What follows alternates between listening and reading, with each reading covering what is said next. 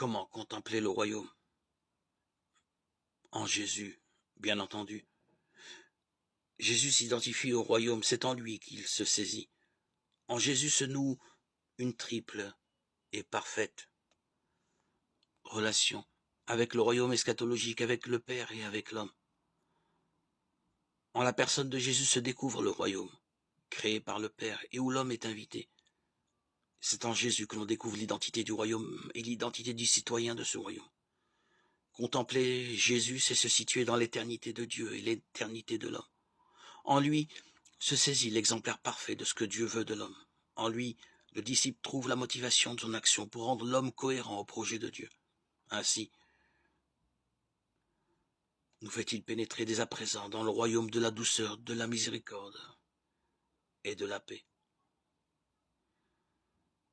Que ce terme de paix n'évoque pas la tranquillité d'une vie paresseuse. Le contexte du discours nous l'interdit. Car si la paix qui est proposée est sans victoire, elle n'est pas sans histoire. À ce niveau de la pensée de Jésus, il s'agit bien sûr de la paix de l'alliance et non d'abord d'une paix politique et sociale. Voici qu'il est un royaume où la paix est vécue dans toutes les dimensions de l'être. Jésus en est témoin privilégié par la totalité de sa personne, en son annonce, en sa confiance, en ses attitudes. Tout en lui exprime la paix. La paix avec soi-même dans la conscience qu'il a de correspondre à la volonté du Père. La paix avec les autres hommes qu'il contemple non à la lumière de leur esprit de domination, de leur lâcheté ou de leur absence, mais à celle de l'amour que Dieu leur porte. La paix avec Dieu qu'il perçoit comme le Père de miséricorde.